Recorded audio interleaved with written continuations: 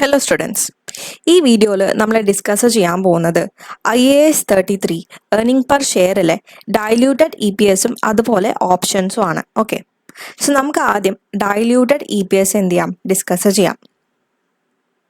So എന്താണ് ഈ diluted EPS എന്ന് പറഞ്ഞു കഴിഞ്ഞാൽ, സോ അവിടെ പറയുന്നുണ്ട് diluted EPS stands for diluted earning per share. It's a financial metric that shows the earnings available to each share if all convertible securities were exercised, like stock options, convertible bonds, etc. അതായത് for example, company ഒരു $1,00,000 വരുന്ന 14% convertible loan note issue ചെയ്തു എന്ന് വിചാരിക്കാം. Okay, so ഈ ഒരു convertible loan നോട്ടിൻ്റെ പ്രത്യേകത എന്താണ്? ഈ ഒരു കൺവേർട്ടബിൾ ലോൺ നോട്ട് മേടിച്ച ആൾക്ക് ഫ്യൂച്ചർ ഡേറ്റിൽ ഈ ഒരു കൺവേർട്ടബിൾ ലോൺ നോട്ടിനെ എന്ത് ചെയ്യാൻ പറ്റും?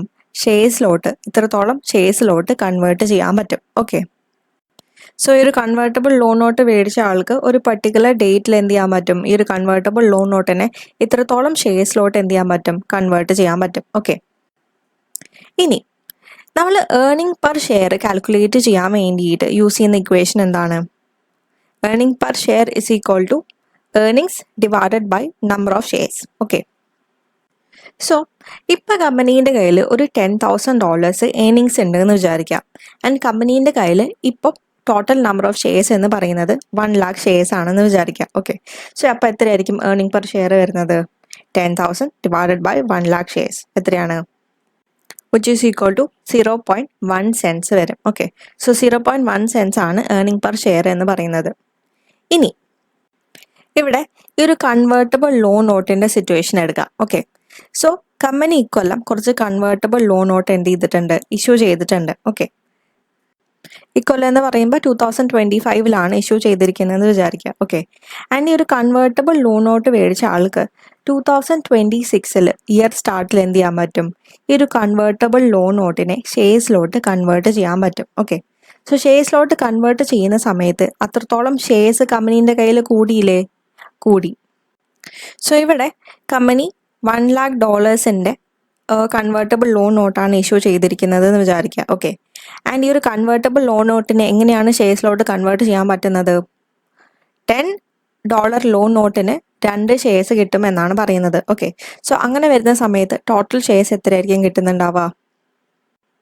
അതായത് ഈ ഒരു $1,00,000 കൺവേർട്ടബിൾ ലോൺ നോട്ടിനെ നമ്മൾ ഷെയർസിലോട്ട് മുഴുവനായിട്ട് കൺവേർട്ട് ചെയ്യുകയാണെന്നുണ്ടെങ്കിൽ എത്രത്തോളം ആയിരിക്കും അവിടെ ഷെയർസ് വരുന്നുണ്ടാവുക? അത് കാണാൻ വേണ്ടിയിട്ട് നമ്മൾ എന്ത് ചെയ്താൽ മതി? 1,00,000 ഡിവൈഡഡ് ബൈ 10 ഇൻറ്റു 2 ഷെയർസ് ചെയ്താൽ മതി. സോ എത്ര എമൗണ്ട് ആണ് വരുന്നത്? Which is equal to 20,000 shares വരും. അതായത് ഈ ഒരു $1,00,000 കൺവേർട്ടബിൾ ലോൺ നോട്ടിനെ നമ്മൾ ടോട്ടലായിട്ട് ഷെയർസിലോട്ട് കൺവേർട്ട് ചെയ്യുകയാണെന്നുണ്ടെങ്കിൽ അവിടെ എത്ര ഷെയർസും കൂടെ അഡീഷണലി വരും? 20,000 ഷെയർസ് വരും. ഓക്കെ, ഇപ്പം കമ്പനീൻ്റെ കയ്യിൽ എത്ര ഷെയർസ് ആണുള്ളത്? നമ്മളിപ്പോൾ കാൽക്കുലേറ്റ് ചെയ്ത EPSൽ എത്ര ഷെയർസ് ആണ് അവിടെ ഉള്ളത്? 1,00,000 ഷെയർസ്. ഓക്കെ, സോ ഫ്യൂച്ചർ ഡേറ്റിൽ ഈ ഒരു കൺവേർട്ടബിൾ ലോൺ നോട്ടിനെ ആ ഒരു കൺവേർട്ടബിൾ ലോൺ നോട്ട് ഹോൾഡർ ഷെയർസിലോട്ട് കൺവേർട്ട് ചെയ്യുകയാണെന്നുണ്ടെങ്കിൽ ഒരു എക്സ്ട്രാ 20,000 ഷെയർസും കൂടെ വരും. ഓക്കെ, സോ അങ്ങനെയാണെന്നുണ്ടെങ്കിൽ നമുക്ക് എന്ത് കാൽക്കുലേറ്റ് ചെയ്ത് നോക്കാൻ പറ്റും? Diluted earning per share calculate ചെയ്ത് നോക്കാൻ പറ്റും. അതായത് ഇപ്പം കമ്പനീൻ്റെ കയ്യിൽ 1,00,000 ഷെയർസ് ആണുള്ളത്. സോ ഫ്യൂച്ചറിൽ ഈ ഒരു കൺവേർട്ടബിൾ ലോൺ നോട്ട് ഷെയർസിലോട്ട് കൺവേർട്ട് ചെയ്യുകയാണെന്നുണ്ടെങ്കിൽ ഒരു 20,000 ഷെയർസും കൂടെ എക്സ്ട്രാ വരും. അപ്പോൾ ഇപ്പോൾ ടോട്ടൽ എത്ര ഷെയർസ് ആണ് അവിടെ ഉള്ളത്? 1,00,000 shares plus 20,000 shares which is equal to 1,20,000 shares വരും. ഓക്കെ, ഇനി നമ്മൾ എന്ത് ചെയ്യുക? EPS ഒന്നും കൂടെ കാൽക്കുലേറ്റ് ചെയ്യാം. സോ കമ്പനീൻ്റെ കയ്യിൽ ആകെപ്പാട് $10,000 ആണ് ഏർണിങ്സ് ഉള്ളത്. പക്ഷേ അവരുടെ കയ്യിൽ ഫസ്റ്റ് 1,00,000 ഷെയർസേ ഉണ്ടായിരുന്നുള്ളൂ. ഇപ്പോൾ ഒരു 20,000 ഷെയർസും കൂടെ ഇൻക്രീസ് ആയി. അപ്പോൾ ടോട്ടൽ 1,20,000 ഷെയർസ് ആയി. Okay, so 10,000 divided by 1,20,000 shares എത്രയാണ്? Which is equal to 0.08 cents ആണ് വരുന്നത്. ഓക്കെ, സോ നമ്മളിപ്പോൾ നോക്കുന്ന സമയത്ത് നമുക്ക് മനസ്സിലാവും 1,00,000 ഷെയർസ് ഉണ്ടായിരുന്ന സമയത്ത് EPS എന്ന് പറയുന്നത് 0.1 cents ആയിരുന്നു. പക്ഷേ ഇപ്പോൾ അതിൽ നിന്ന് കുറഞ്ഞിട്ട് 0.08 cents ആയിട്ട് മാറി. ഓക്കെ, സോ ഈ ഒരു മാറ്റത്തിന് കാരണം എന്താണ്? ഈ ഒരു അഡീഷണൽ 20,000 ഷെയർസ് ആണ്. ഓക്കെ, സോ നമ്മൾ ഡൈല്യൂട്ടഡ് ഏർണിംഗ് പെർ ഷെയർ വെച്ചിട്ട് എന്താണ് അവിടെ കാൽക്കുലേറ്റ് ചെയ്യാൻ ഉദ്ദേശിക്കുന്നത്? അതായത് കമ്പനീൻ്റെ കയ്യിൽ ഇന്ന് കുറച്ച് കൺവേർട്ടബിൾ ലോൺ നോട്ട് ഉണ്ടാവും. സോ ഈ ഒരു കൺവേർട്ടബിൾ ലോൺ നോട്ടിനെ അല്ലെങ്കിൽ എന്തെങ്കിലും കൺവേർട്ടബിൾ സെക്യൂരിറ്റീസ് ഉണ്ടാവും. കൺവേർട്ടബിൾ ലോൺ നോട്ട് ഞാനൊരു എക്സാമ്പിൾ പറഞ്ഞതാണ്. സോ ഇപ്പോൾ കമ്പനീൻ്റെ കയ്യിലുള്ള എന്തെങ്കിലും കൺവേർട്ടബിൾ സെക്യൂരിറ്റീസ് കാരണം ഫ്യൂച്ചർ ഡേറ്റിൽ കമ്പനിക്ക് അഡീഷണൽ ഷെയർസ് ഇഷ്യൂ ആവുകയാണ്. ഓക്കെ, സോ കമ്പനീൻ്റെ കയ്യിലുള്ള ടോട്ടൽ നമ്പർ ഓഫ് ഷെയർസ് കൂടും. സോ ഈ ഒരു അഡീഷണൽ ഷെയർസ് ഫ്യൂച്ചർ ഡേറ്റിൽ ഇഷ്യൂ ആവുന്ന സമയത്ത് കമ്പനീൻ്റെ EPSൽ എത്രത്തോളം ആയിരിക്കും മാറ്റം വരിക, അതിനെയാണ് നമ്മൾ എവിടെ കാൽക്കുലേറ്റ് ചെയ്യുന്നത്, ഈ ഒരു ഡൈല്യൂട്ടഡ് ഏർണിംഗ് പെർ ഷെയറിൽ കാൽക്കുലേറ്റ് ചെയ്യുന്നത്. ഓക്കെ, കമ്പനീൻ്റെ ഇപ്പോഴത്തെ എക്സിസ്റ്റിംഗ് ഷെയർസ് വെച്ചിട്ടായിരിക്കും നമ്മൾ എന്ത് കാൽക്കുലേറ്റ് ചെയ്യുക, ഏർണിംഗ് പെർ ഷെയർ കാൽക്കുലേറ്റ് ചെയ്യുക. പക്ഷേ ഡൈല്യൂട്ടഡ് ഏർണിംഗ് പെർ ഷെയറിൽ നമ്മൾ എന്താണ് ഉദ്ദേശിക്കുന്നത്, കമ്പനീൻ്റെ കയ്യിൽ ഇപ്പോൾ കുറച്ച് ഷെയർസ് ഉണ്ടാവും ആൻഡ് കമ്പനീൻ്റെ കയ്യിൽ ഇപ്പോൾ കുറച്ച് കൺവേർട്ടബിൾ സെക്യൂരിറ്റീസ് ഉണ്ടാവും. സോ ഈ ഒരു കൺവേർട്ടബിൾ സെക്യൂരിറ്റീസ് ഫ്യൂച്ചർ ഡേറ്റിൽ ഷെയർസിലോട്ട് കൺവേർട്ട് ആവുന്ന സമയത്ത് എങ്ങനെയായിരിക്കും ഇപ്പോൾ ഉള്ള ഏർണിംഗ് പെർ ഷെയറിൽ വ്യത്യാസം വരിക, അതാണ് നമ്മൾ എന്തിൽ കാൽക്കുലേറ്റ് ചെയ്യുന്നത്, ഈ ഒരു ഡൈല്യൂട്ടഡ് ഏർണിംഗ് പെർ ഷെയറിൽ കാൽക്കുലേറ്റ് ചെയ്യുന്നത്. ഓക്കെ, സോ ഈ ഒരു കൺവേർട്ടബിൾ സെക്യൂരിറ്റീസിൻ്റെ കുറച്ച് എക്സാമ്പിളാണ്. First one convertible loan not, പിന്നെ കൺവേർട്ടബിൾ പ്രിഫറൻസ് ഷെയർസ്, പിന്നെ ഓപ്ഷൻസ് അല്ലെങ്കിൽ വാറൻറ്റ്സ്. ഓക്കെ, സോ ഈ ഒരു കൺവേർട്ടബിൾ ലോൺ നോട്ടിൻ്റെ സ്പെഷ്യാലിറ്റി എന്താണ്, ഈ ഒരു കൺവേർട്ടബിൾ ലോൺ നോട്ട് മേടിച്ച ആൾക്ക് എന്ത് ചെയ്യാൻ പറ്റും, ആ ഒരു കൺവേർട്ടബിൾ ലോൺ നോട്ടിനെ ഷെയർസിലോട്ട് കൺവേർട്ട് ചെയ്യാൻ പറ്റും. സോ ഷെയർസിലോട്ട് കൺവേർട്ട് ചെയ്യുന്ന സമയത്ത് അത്രത്തോളം ഷെയർസ് കമ്പനീൻ്റെ കയ്യിൽ കൂടും. ഓക്കെ, ഇനി അതുപോലെ തന്നെ കൺവേർട്ടബിൾ പ്രിഫറൻസ് ഷെയർസ്. സോ ഈ ഒരു കൺവേർട്ടബിൾ പ്രിഫറൻസ് ഷെയർസ് ഉള്ള ആൾക്ക് ഫ്യൂച്ചർ ഡേറ്റിൽ ഈ ഒരു പ്രിഫറൻസ് ഷെയർസിനെ എന്താക്കി മാറ്റാൻ പറ്റും, ഓർഡിനറി ഷെയർസിലോട്ട് കൺവേർട്ട് ചെയ്യാൻ പറ്റും. സോ ഓർഡിനറി ഷെയർസിലോട്ട് കൺവേർട്ട് ചെയ്യുന്ന സമയത്ത് കമ്പനീൻ്റെ കയ്യിലുള്ള എന്ത് കൂടും, ഓർഡിനറി ഷെയർസ് കൂടും. ഓക്കെ, സോ അങ്ങനെ ഡൈല്യൂട്ടഡ് ഏർണിംഗ് പെർ ഷെയറും എന്ത് വരും, മാറ്റം വരും. ഓക്കെ, പിന്നെ വേറെ ഓപ്ഷൻസ് ഓർ വാറൻറ്റ്സ്. ഓപ്ഷൻസ് ഓർ വാറൻറ്റ്സ് നമുക്ക് ഡീറ്റെയിൽ ആയിട്ട് പഠിക്കാനുണ്ട്. സോ ആ ഒരു ടോപ്പിക് വരുമ്പോൾ ഞാൻ നിങ്ങൾക്ക് എക്സ്പ്ലെയിൻ ചെയ്തു തരാം. ഓക്കെ, സോ ഇപ്പോൾ ഇതൊക്കെയാണ് എന്ത് കൺവേർട്ടബിൾ സെക്യൂരിറ്റീസിനെ കുറച്ച് എക്സാമ്പിൾ എന്ന് പറയുന്നത്. ഇനി നമ്മൾ നോക്കാൻ പോകുന്നത് എങ്ങനെയാണ് നമ്മൾ diluted earning per share calculate ചെയ്യുന്നത്. Okay, so diluted earning per share calculate ചെയ്യാനുള്ള ഇക്വേഷൻ ആണ് profit after tax after preference dividend plus after tax invest savings divided by weighted average number of shares plus potential shares. So ഇതിൽ നിങ്ങൾ already profit after tax after preference ഡിവിഡൻഡും അതുപോലെ weighted average number of ഷെയർസും IAS 33ൻ്റെ part 1 വീഡിയോയിൽ നമ്മൾ calculate ചെയ്യാൻ പഠിച്ചു. ഓക്കെ, സോ ഇവിടെ നമ്മൾ നോക്കാൻ പോകുന്നത് എന്താണ് ഈ ആഫ്റ്റർ ടാക്സ് ഇൻട്രസ്റ്റ് സേവിങ്സ് എന്ന് പറയുന്നതും അതുപോലെ എന്താണ് ഈ പൊട്ടൻഷ്യൽ ഷെയർസ് എന്ന് പറയുന്നതും. ഓക്കെ, സോ നമുക്ക് ആദ്യം എന്താണ് ഈ ആഫ്റ്റർ ടാക്സ് ഇൻട്രസ്റ്റ് സേവിങ്സ് എന്നുള്ളത് നോക്കാം. സോ അത് നോക്കുന്നതിന് മുന്നേ നമ്മൾ മനസ്സിലാക്കേണ്ട ഒരു കാര്യം എന്താണെന്ന് വെച്ച് കഴിഞ്ഞാൽ നമ്മൾ ഈ diluted earning per share calculate ചെയ്യാൻ വേണ്ടിയിട്ട് കുറച്ച് കാര്യങ്ങൾ അസ്യൂം ചെയ്യുന്നുണ്ട്. ഓക്കെ, സോ അതിലെ മോസ്റ്റ് ഇമ്പോർട്ടൻറ്റ് അസംഷൻ ആണ് കമ്പനീൻ്റെ കയ്യിലുള്ള എല്ലാ കൺവേർട്ടബിൾ സെക്യൂരിറ്റീസും ഓൾറെഡി ഷെയർസിലോട്ട് കൺവേർട്ട് ആയി എന്ന് എന്ത് ചെയ്യും, നമ്മൾ അസ്യൂം ചെയ്യും. ഫോർ എക്സാമ്പിൾ, കമ്പനീൻ്റെ കയ്യിൽ കൺവേർട്ടബിൾ ലോൺ നോട്ട് ഉണ്ട് ആൻഡ് ഈ ഒരു കൺവേർട്ടബിൾ ലോൺ നോട്ട് മേടിച്ച ആൾക്ക് ഒരു കൊല്ലം കഴിഞ്ഞിട്ട് ഈ ഒരു കൺവേർട്ടബിൾ ലോൺ നോട്ടിനെ ഇത്രത്തോളം ഷെയർസിലോട്ട് എന്ത് ചെയ്യാൻ പറ്റും, കൺവേർട്ട് ചെയ്യാൻ പറ്റും. ഓക്കെ, പക്ഷേ നമ്മൾ എന്ത് ചെയ്യും, നമ്മൾ എന്താണ് അവിടെ അസ്യൂം ചെയ്യുന്നത്, ഒരു കൊല്ലം കഴിഞ്ഞിട്ടല്ല ഈ ഒരു കൺവേർട്ടബിൾ ലോൺ നോട്ട് ഷെയർസിലോട്ട് കൺവേർട്ട് ആയത്, പകരം ഇന്ന് തന്നെ ആ ഒരു കൺവേർട്ടബിൾ ലോൺ നോട്ട് ഷെയർസിലോട്ട് കൺവേർട്ട് ആയി എന്നാണ് നമ്മൾ എന്ത് ചെയ്യുക, അസ്യൂം ചെയ്യുക. ഓക്കെ, ഇത് അസ്യൂം ചെയ്യുന്നത് നമ്മൾ diluted earning per share calculate ചെയ്യാൻ വേണ്ടിയിട്ടാണ്. ഓക്കെ, സോ കമ്പനി ഒരു കൺവേർട്ടബിൾ ലോൺ നോട്ട് ഇന്ന് ഇഷ്യൂ ചെയ്ത് കഴിഞ്ഞാൽ ആ ഒരു കൺവേർട്ടബിൾ ലോൺ നോട്ട് ഷെയർസിലോട്ട് കൺവേർട്ട് ആയി എന്ന് എന്ത് ചെയ്യും, നമ്മൾ അസ്യൂം ചെയ്യും.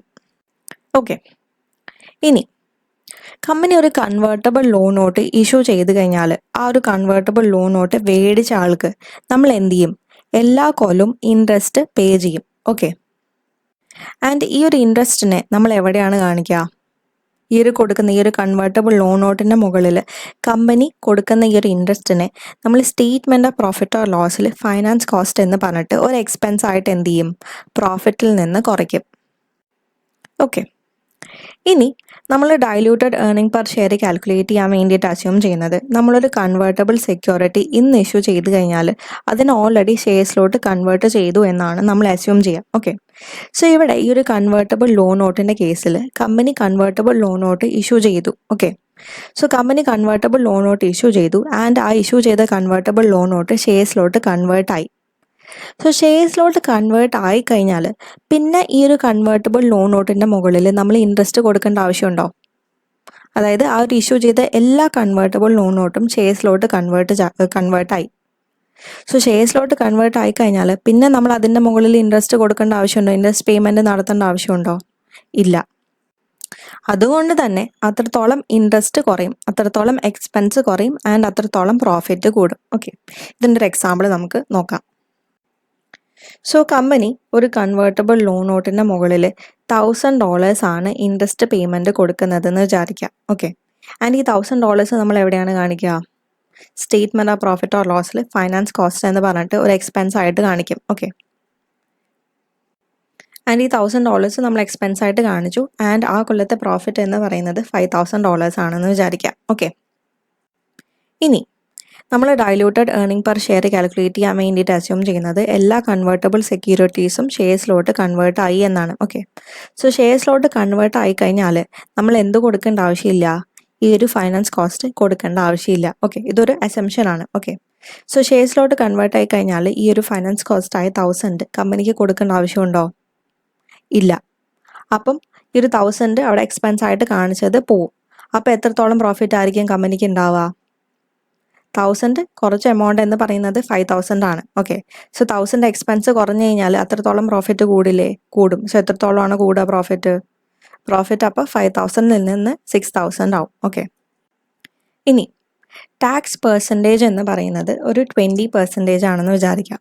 അതായത് നമ്മൾ എല്ലാ കൊല്ലം പ്രോഫിറ്റിൻ്റെ മുകളിൽ ടാക്സ് കൊടുക്കണം. ഓക്കെ, സോ ആദ്യം കമ്പനി ഫൈനാൻസ് കോസ്റ്റ് കൊടുത്തിരുന്നപ്പോൾ കമ്പനീൻ്റെ പ്രോഫിറ്റ് എന്ന് പറയുന്നത് 5000 ആയിരുന്നു. ഓക്കെ, ആൻഡ് 20% ആണ് ടാക്സ് എന്ന് പറയുന്നത്. സോ 5000ൻ്റെ മുകളിൽ അവർ 20% ടാക്സ് അടയ്ക്കണം. സോ എത്രത്തോളമാണ് ടാക്സ് വരുന്നത്? which is equal to 5000 into 20%, which is equal to 1000. Okay, so 1000 ആണ് ടാക്സ് വരുന്നത്.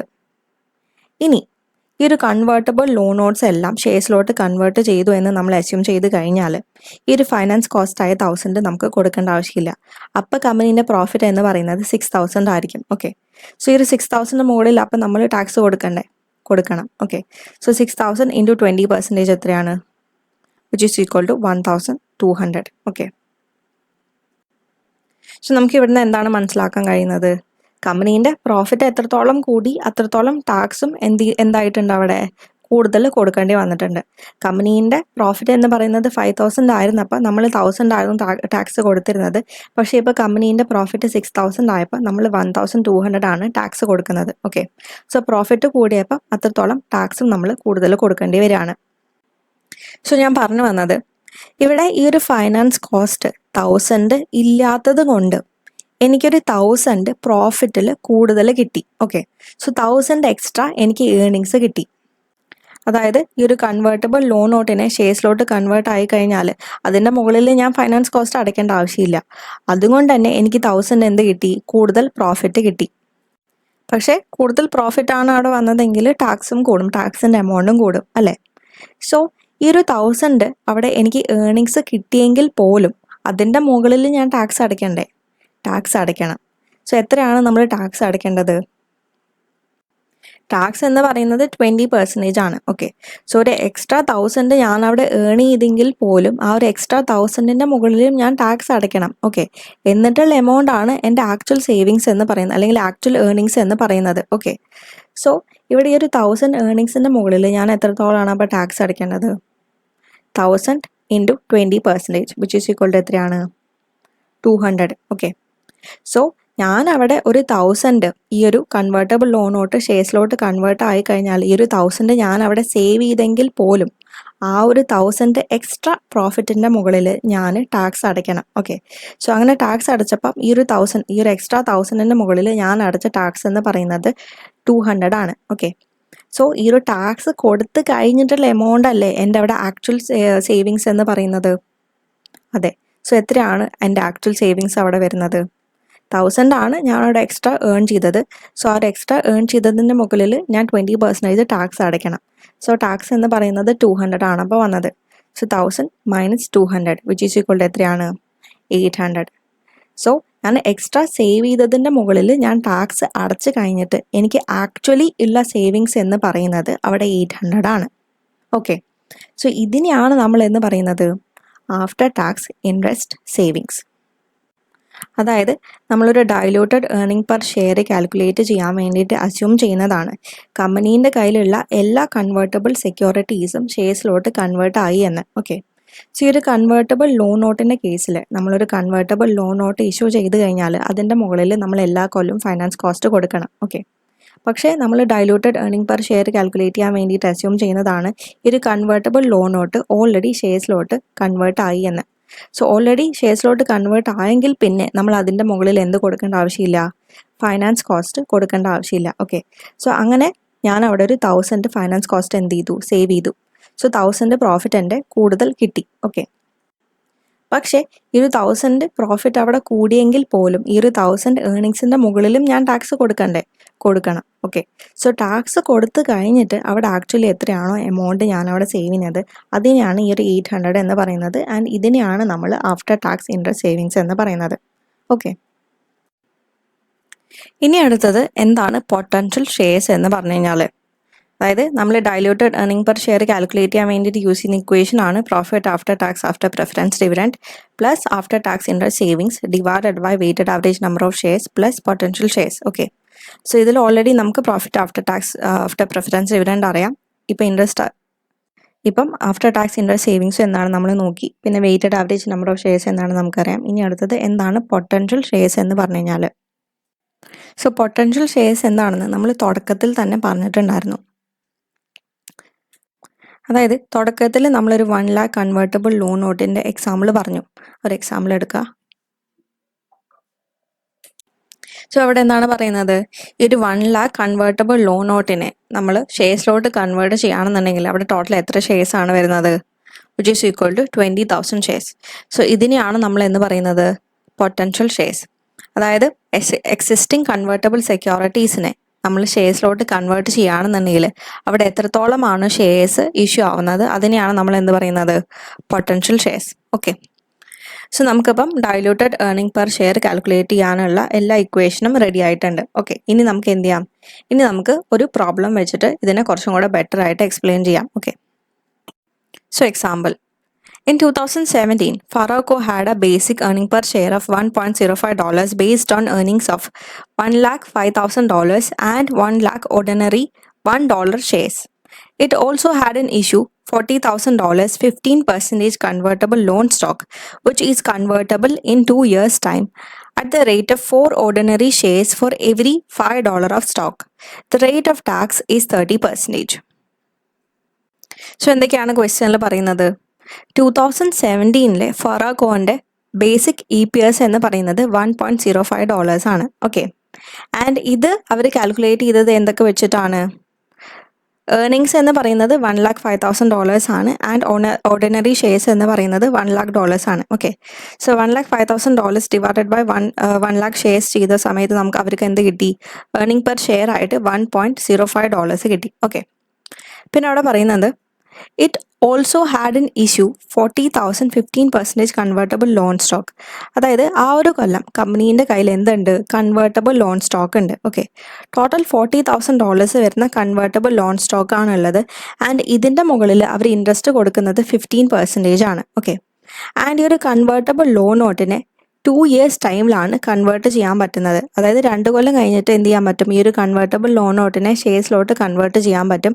ആൻഡ് കൺവേർട്ട് ചെയ്യുന്ന സമയത്ത് എങ്ങനെയാണ് കൺവേർട്ട് ചെയ്യാൻ പറ്റുന്നത്, ഓരോ $5 ലോൺ സ്റ്റോക്കിനും 4 ഓർഡിനറി ഷെയർസ് കിട്ടുമെന്നാണ് പറയുന്നത്. ഓക്കെ, ആൻഡ് ടാക്സ് പെർസെൻറ്റേജ് എന്ന് പറയുന്നത് 30% ആണ്. സോ ഇനി നമുക്ക് എന്ത് കാൽക്കുലേറ്റ് ചെയ്യാം, diluted earning per share calculate ചെയ്യാം. Okay, so diluted earning per share calculate ചെയ്യാനുള്ള ഇക്വേഷൻ ആണ് profit after tax after preference dividend plus after tax interest savings divided by weighted average number of shares plus potential shares. Okay, so ഇവിടെ profit after tax after preference dividend നമുക്ക് already ക്വസ്റ്റ്യനിൽ directly തന്നിട്ടുണ്ട്. എത്രയാണ്, which is equal to $1,05,000. ഓക്കെ, അതായത് earnings എന്ന് പറയുന്നത് $1,05,000 ആണ്. അത് നമുക്ക് ഡയറക്റ്റ്ലി ക്വസ്റ്റ്യനിൽ തന്നിട്ടുണ്ട്. പിന്നെ അതുപോലെ തന്നെ വെയ്റ്റഡ് ആവറേജ് നമ്പർ ഓഫ് ഷെയർസും നമുക്ക് ക്വസ്റ്റ്യനിൽ ഡയറക്റ്റ്ലി തന്നിട്ടുണ്ട്. എത്രയാണ്, which is equal to 1 lakh ordinary shares. Okay, ഇനി നമ്മൾ കണ്ടുപിടിക്കേണ്ടത് ആഫ്റ്റർ ടാക്സ് ഇൻട്രസ്റ്റ് സേവിങ്സും അതുപോലെ പൊട്ടൻഷ്യൽ ഷെയർസും ആണ്. ഓക്കെ, ആദ്യം നമുക്ക് ആഫ്റ്റർ ടാക്സ് ഇൻട്രസ്റ്റ് സേവിങ്സ് കണ്ടുപിടിക്കാം. ഓക്കെ, സോ എങ്ങനെയാണ് നമ്മൾ ആഫ്റ്റർ ടാക്സ് ഇൻട്രസ്റ്റ് സേവിങ്സ് കണ്ടുപിടിക്കുന്നത്? ഇവിടെ കമ്പനി ഇഷ്യൂ ചെയ്തത് $40,000 കൺവേർട്ടബിൾ ലോൺ നോട്ടാണ്. ഓക്കെ, ആൻഡ് ഇതിൻ്റെ മുകളിൽ കമ്പനി എത്രയാണ് ടോട്ടൽ ഇൻട്രസ്റ്റ് കൊടുക്കേണ്ടത് എല്ലാ കൊല്ലവും? 15% വെച്ചിട്ട്. സോ ഈ ഒരു $40,000 മുകളിൽ എത്രയാണ് ഈ 15% ഇൻട്രസ്റ്റ് വരുന്നത് നമുക്ക് നോക്കാം. സോ എത്രയാണ്? $40,000 into 15%, which is equal to 6,000. Okay, so ഈ ഒരു കൺവേർട്ടബിൾ ലോൺ സ്റ്റോക്ക് മേടിച്ച ആൾക്ക് നമ്മൾ എന്ത് ചെയ്യണം? എല്ലാ കൊല്ലം 6,000 വെച്ചിട്ട് എന്ത് കൊടുക്കണം? ഫൈനാൻസ് കോസ്റ്റ് കൊടുക്കണം. ഓക്കെ, സോ നമ്മൾ diluted earning per share calculate ചെയ്യാൻ വേണ്ടിയിട്ട് അസ്യൂം ചെയ്യുന്നത് ഈ ഒരു കൺവേർട്ടബിൾ ലോൺ സ്റ്റോക്കിനെ ഫുള്ളായിട്ട് നമ്മൾ ഷെയർസിലോട്ട് കൺവേർട്ട് ചെയ്തു എന്നാണ്. സോ കൺവേർട്ട് ചെയ്ത് കഴിഞ്ഞാൽ നമ്മൾ ഈ ഒരു 6,000 ഫൈനാൻസ് കോസ്റ്റ് കൊടുക്കേണ്ട ആവശ്യമുണ്ടോ? ആവശ്യമില്ല. ഓക്കെ, സോ അത്രത്തോളം 6,000 എന്ത് കൂടും? പ്രോഫിറ്റ് കൂടും. ഓക്കെ, സോ നമുക്കവിടെ 6,000 എന്ത് വന്നിട്ടുണ്ട്? സേവിങ്സ് വന്നിട്ടുണ്ട്. ഓക്കെ, പക്ഷേ ഈ ഒരു 6,000 സേവിങ്സ് വന്നെങ്കിൽ കൂടെ ഈ ഒരു 6,000ൻ്റെ മുകളിൽ നമ്മൾ എന്തും കൂടെ കൊടുക്കണം?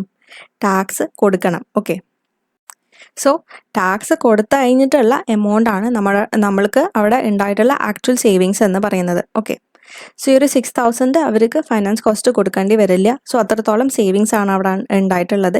പക്ഷേ ഈ ഒരു സേവിങ്സിൻ്റെ മുകളിൽ എന്ത് കൊടുക്കണം? ടാക്സ് കൊടുക്കണം. സോ എത്രയാണ് ടാക്സ് കൊടുക്കേണ്ടത്? ടാക്സ് പെർസെൻറ്റേജ് എത്രയാണ്? which is equal to 30%. Okay, so ഈ ഒരു 6,000ൻ്റെ 30% എന്ന് പറയുന്ന സമയത്ത് എത്ര എമൗണ്ട് ആണ് നമുക്ക് കിട്ടുന്നത്? 6,000 into 30%, which is equal to 1,800. Okay, so 1,800 ഈ ഒരു സേവിങ്സിൻ്റെ മുകളിൽ നമ്മൾ ടാക്സ് കൊടുക്കണം. അത് കഴിഞ്ഞിട്ടുള്ള എമൗണ്ട് ആണ്, ഈ ഒരു ടാക്സ് കൊടുത്ത് കഴിഞ്ഞിട്ടുള്ള എമൗണ്ട് ആണ് നമ്മുടെ ആക്ച്വൽ സേവിങ്സ് എന്ന് പറയുന്നത്. സോ 6,000 ആണ് നമുക്ക് സേവിങ്സ് കിട്ടിയത്. അതിൻ്റെ മുകളിൽ നമ്മൾ ടാക്സ് ആയിട്ട് 1,800 കൊടുക്കണം. So 6,000 minus 1,800, which is equal to എത്ര എമൗണ്ട് ആണ്? which is equal to 4,200. Okay, so after tax interest savings എന്ന് പറയുന്നത് 4,200 ആണ്. ഓക്കെ, ഇനി നമ്മൾ കണ്ടുപിടിക്കേണ്ടത് പൊട്ടൻഷ്യൽ ഷെയർസ് ആണ്. സോ പൊട്ടൻഷ്യൽ ഷെയർസ് എങ്ങനെയാണ് നമ്മൾ കണ്ടുപിടിക്കുന്നത്? ഈ ഒരു കൺവേർട്ടബിൾ ലോൺ നോട്ടിനെ നമ്മൾ മുഴുവനായിട്ട് ഷെയർസിലോട്ട് കൺവേർട്ട് ചെയ്ത് കഴിഞ്ഞാൽ അവിടെ എത്രത്തോളം ഷെയർസ് വരും? അതിനെയാണ് നമ്മൾ പൊട്ടൻഷ്യൽ ഷെയർസ് എന്ന് പറയുന്നത്. ഓക്കെ, സോ ഇവിടെ കൺവേർട്ടബിൾ ലോൺ നോട്ടിന് എമൗണ്ട് എന്ന് പറയുന്നത് $40,000 ആണ്. ആൻഡ് അവിടെ ക്വസ്റ്റ്യനിൽ പറയുന്നത് ഓരോ $5 ലോൺ സ്റ്റോക്കിനും 4 ഓർഡിനറി ഷെയർസ് കൺവേർട്ട് ചെയ്യാൻ പറ്റുന്നതാണ്. ഓക്കെ, സോ അങ്ങനെ വരുന്ന സമയത്ത് എത്രത്തോളം ഷെയർസ് ആണ് അവിടെ കൺവേർട്ട് ആവുന്നത്? സോ ടോട്ടൽ കൺവേർട്ടബിൾ ലോൺ നോട്ടിൻ്റെ നോമിനൽ വാല്യൂ എന്ന് പറയുന്നത് $40,000 ആണ്. സോ $40,000 ഡിവൈഡഡ് ബൈ ഓരോ $5 ലോൺ സ്റ്റോക്കിനും 4 ഷെയർസ് ആണ്. Okay, so $40,000 divided by $5 into 4 shares, which is equal to എത്ര എമൗണ്ട് ആണ് കിട്ടുന്നത്? 32,000 ഷെയർസ്. സോ 32,000 ഷെയർസ് ആണ് പൊട്ടൻഷ്യൽ ഷെയർസ് എന്ന് പറയുന്നത്. അതായത് ഈ ഒരു $40,000 വരുന്ന ഈ ഒരു കൺവേർട്ടബിൾ ലോൺ നോട്ടിനെ നമ്മൾ ഷെയർസിലോട്ട് കൺവേർട്ട് ചെയ്ത് കഴിഞ്ഞാൽ അവിടെ നമുക്ക് എത്ര ഷെയർസ് കിട്ടും? 32,000 ഷെയർസ് കിട്ടും. ഓക്കെ, സോ നമുക്കിപ്പോൾ പൊട്ടൻഷ്യൽ ഷെയർസും കിട്ടി. ഇനി നമുക്ക് എന്ത് ചെയ്യാം? ഇനി നമുക്ക് diluted earning per share calculate ചെയ്യാം. Okay, so diluted earning per share calculate ചെയ്യാൻ വേണ്ടിയിട്ട് നമുക്ക് profit after tax after preference dividend കിട്ടി. അതാണ് $1,05,000 plus after tax interest savings കിട്ടിയത് എത്രയാണ്? which is equal to 4,200. പിന്നെ weighted average number of shares എന്ന് പറയുന്നത് 1,00,000 ഷെയർസ് ആണ്. പ്ലസ് പൊട്ടൻഷ്യൽ ഷെയർസ് എന്ന് പറയുന്നത് 32,000 ഷെയർസ് ആണ്. ഓക്കെ, സോ നമ്മൾ മുകളിലത്തെ എമൗണ്ട് ആഡ് ചെയ്യുന്ന സമയത്ത് നമുക്ക് ടോട്ടൽ $1,09,200 കിട്ടും. ആൻഡ് ഷെയർസ് ആഡ് ചെയ്യുന്ന സമയത്ത് 1,00,000 plus 32,000 shares, which is equal to 1,32,000 shares കിട്ടും. Okay, so 1,09,200 divided by 1,32,000 shares, which is equal to $0.83 ആണ് കിട്ടുന്നത്. So diluted earning per share എന്ന് പറയുന്നത് $0.83 ആണ്. ഓക്കെ, സോ നമ്മളിപ്പോൾ അവിടെ നോക്കുന്ന സമയത്ത് കമ്പനീൻ്റെ ബേസിക് EPS എന്ന് പറയുന്നത് $1.05 ആണ്. ഓക്കെ, പക്ഷേ കമ്പനി എന്ത് ചെയ്തിട്ടുണ്ട്? ഒരു കൺവേർട്ടബിൾ ലോൺ സ്റ്റോക്ക് ഇഷ്യൂ ചെയ്തിട്ടുണ്ട്. സോ ഈ ഒരു കൺവേർട്ടബിൾ ലോൺ സ്റ്റോക്ക് ഷെയർസിലോട്ട് കൺവേർട്ട് ആയി കഴിഞ്ഞാൽ ഇപ്പോഴുള്ള EPSൽ എന്ത് വരും? മാറ്റം വരും. അതിനെയാണ് നമ്മൾ ഡൈല്യൂട്ടഡ് ഏർണിംഗ് പെർ ഷെയർ എന്ന് പറയുന്നത്. ഓക്കെ, സോ ഇപ്പോഴുള്ള EPS എന്ന് പറയുന്നത്, ഇപ്പോഴുള്ള ബേസിക് EPS എന്ന് പറയുന്നത് $1.05 ആണ്. ആൻഡ് ഈ ഒരു ലോൺ സ്റ്റോക്ക് ഷെയർസിലോട്ട് കൺവേർട്ട് ആയി കഴിഞ്ഞാൽ നമ്മൾ എന്ത് കാൽക്കുലേറ്റ് ചെയ്യും? Diluted earning per share calculate ചെയ്യും. അതാണ് $0.83. ഓക്കെ, സോ എത്രയാണ് അവിടെ ആക്ച്വൽ ഡൈല്യൂഷൻ വരുന്നത്? അത് കാണാൻ വേണ്ടിയിട്ട് നമ്മൾ എന്ത് ചെയ്താൽ മതി? $1.05, അതായത് basic EPS minus diluted EPS ചെയ്താൽ മതി. So $1.05 minus $0.83, which is equal to $0.22 per share. So ഇത്രയാണ് ഡൈല്യൂഷൻ വരുന്നത്. $0.22 ആണ് ഡൈല്യൂഷൻ വരുന്നത്. സോ ഇങ്ങനെയാണ് നമ്മൾ diluted earning per share calculate ചെയ്യുന്നത്.